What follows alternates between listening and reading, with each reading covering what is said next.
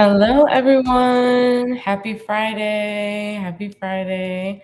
Welcome to another episode of Environmental Justice Now.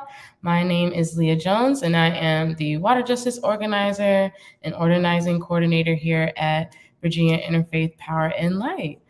So, before we get started today, I'd like to do a brief land acknowledgement as usual. While we are on a video call and many of us are joining in from different places, it's important that we remind ourselves that we gather on the unceded land of the indigenous people. I am joining in from so-called Richmond, Virginia, and I am located on the land of the Powhatan and Chickahominy peoples. If you are unsure of whose land you are on, and you would like to find out, you can always visit native-land.ca to figure that out.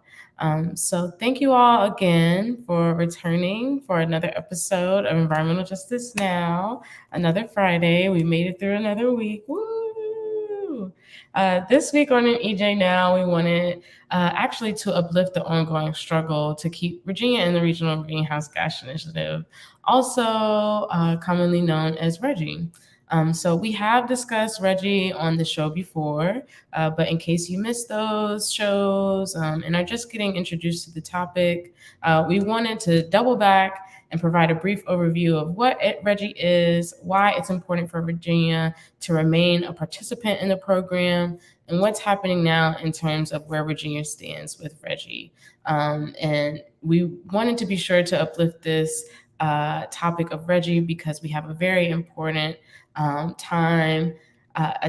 very important action item that is time sensitive that we wanted to be sure that everyone knew about, all of our supporters knew of, and why it's important that we participate and take action in the ways that we can.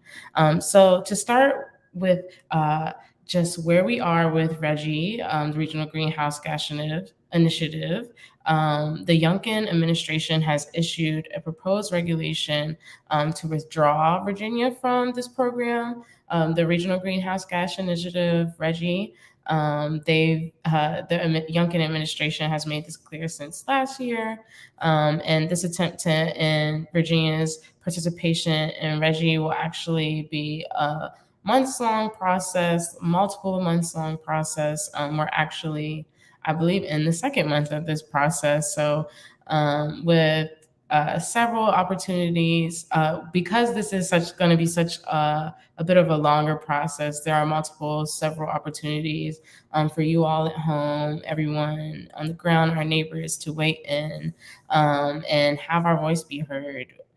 So ultimately, however, Virginia's Air Pollution Control Board will decide. But in the meantime, the best we can do is educate, get the word out, and make sure we have enough people uplifting the importance of RGGI and the importance of Virginia staying a participant in the program.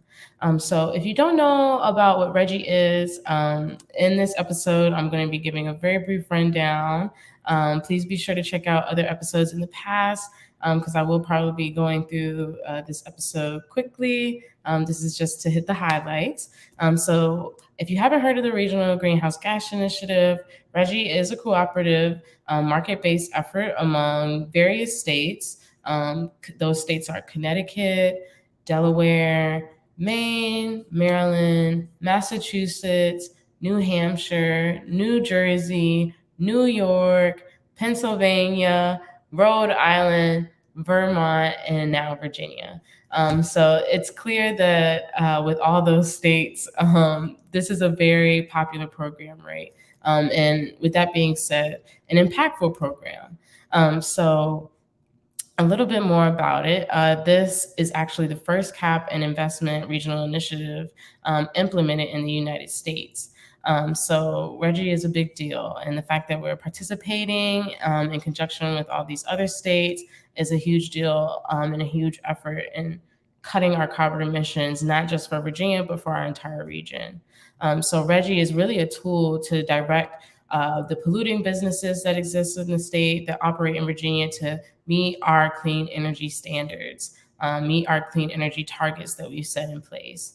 In 2020, Virginia did make a goal for clean standards by the year 2050. Now, what RGGI does is it penalizes polluting industries for wanting to continue to pollute our air and our water by building fossil fuels, for example, or fossil fuel projects, for example, and incentivizes those polluting industries to instead try and make those transitions toward more renewable energy sources. So polluters pay financial penalties for using things that contribute to our CO2 emissions, like fossil fuels. And the more money that and the money that is collected from those polluters can help various Virginia communities that are suffering from, and honestly suffering the most, feeling the hardest effects of negative impacts of climate change already, like flooding and energy burden. So these are all. RGGI is a awesome tool program that gives us a pathway to start making those reductions in our our CO2 emissions. So simply put, step one, how RGGI works, it sets a limit on the carbon that polluters can output into our communities. And with that limit, it puts a price on that carbon and reinvests that price, that money collected from those industries, back into communities. So particularly, what this money is going back to when we say it's invested back into communities is two things. RGGI addresses, particularly in Virginia, the RGGI funds are set to address flood preparedness issues, as well as low and middle income home improvements, particularly things like energy efficiency updates, making a home more energy friendly, and hopefully creating less energy burden for those communities carrying that burden the most. So believe it or not, 2/3 of Virginians want to stay in RGGI, have already made that clear since we've already been a part of RGGI. And many elected officials sponsored and voted for RGGI funds to be allocated towards those mostly impacted by the climate crisis, like I just mentioned. So this is very intentional, our participation in RGGI, trying to give back to those who have been impacted the most and left behind and out of the conversation. So how do we see this playing out tangibly? What are the statistics around what we've even already seen with the Regional Greenhouse Gas Initiative being, Virginia being a part of RGGI? What have we seen the benefits? Why is it important that we stay a part of RGGI? Let me give you the major highlights. So RGGI has already, in this past year, I guess almost two now, officially two now, that we have been a part of the program, has already raised over $400 million dedicated to community improvement programs like flood resiliency and lowering electric bills. It has also funded the construction of more than 2,300 highly efficient, affordable housing units. And on top of those whopping efforts, the program has also awarded over 49 grants totaling over $30 million to combat flooding, with more on the way, hopefully, through the Community Flood Preparedness Fund. And of course, we'll have to see if that will be possible in the future, because the Youngkin administration is trying to pull us out. In addition to those awesome, impactful, amazing benefits that we've already seen with RGGI, we've also already seen that Southwest Virginia in particular has also benefited from RGGI. As Old Dominion, even though Old Dominion Power does not participate in RGGI, those funds that are allocated from RGGI are being distributed there anyway. So even though our folks in the Southwest of Virginia may not be officially participating through their power company, those communities in those rural areas are still receiving those benefits from the program, which is huge, because oftentimes, especially in Virginia, our rural communities get left out of the conversation, left behind. So in addition to that, people have also begun to see decreases in their energy bills, sometimes in cases from $300 energy bill a month to a $100 energy bill a month. And when we're talking about numbers, those are huge numbers when we're thinking about families who may be trying to make big decisions between how they pay for their rent, how they pay for their groceries, and how they keep their lights on. So making those big life-changing decisions.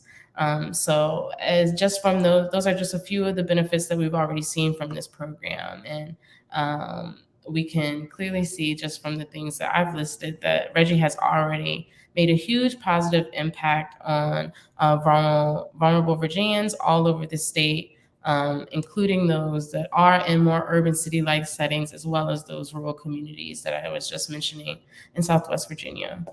Now, circling back to where we are in this whole process, that was a little bit more about what Reggie was and why it's important that we stay a part of this awesome program for Virginia.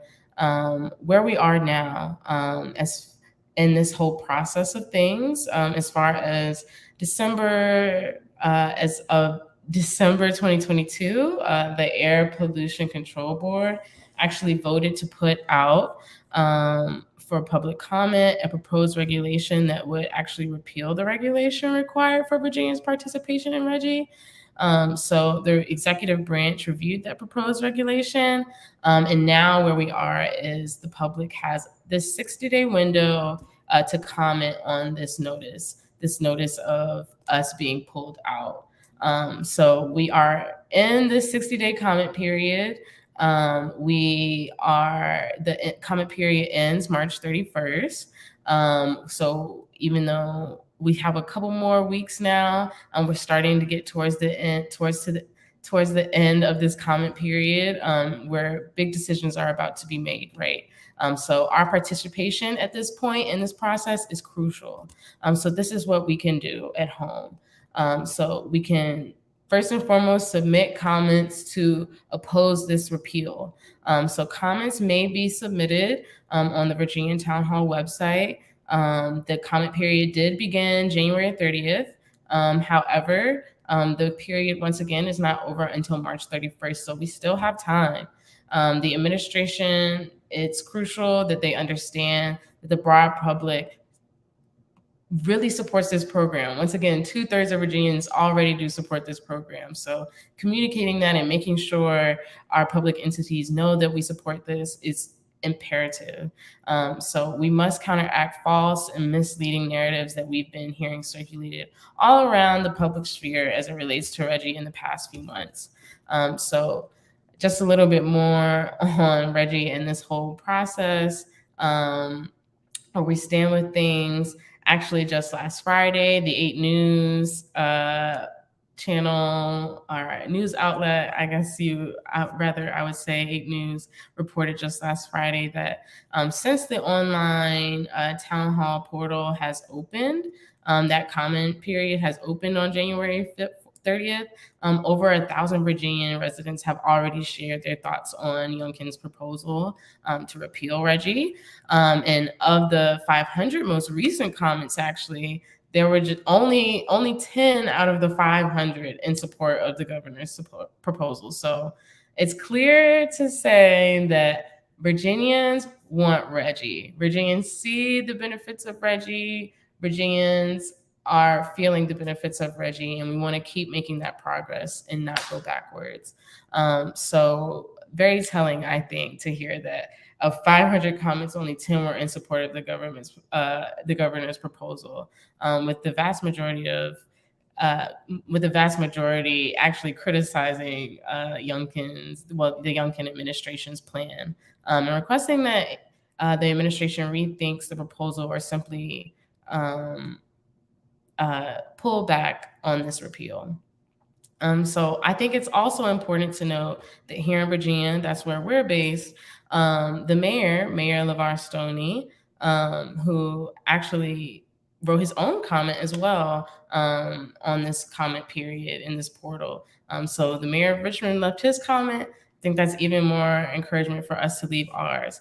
But that's not even the best part. Mayor Stoney actually stated that Richmond alone has received $1,246,047 That's over $1 million in RGGI funds, particularly related to the Community Flood Preparedness Fund, that has increased flooding protection and improved public safety in some of the most vulnerable and most underserved neighborhoods and the communities here in Richmond. So once again, we feel those impacts. Our leaders, our community leaders, mayors are also seeing those impacts. So it's important that the Youngkin administration, our governor, hears those anecdotes, hears those the real deal proof that RGGI is working for Virginians and providing support that we did not have before. So I think it's imperative that we keep it up and try our best to keep Virginia in this awesome initiative that's allowed us to make progress towards reducing our carbon emissions and meeting our clean energy goals in the year 2050.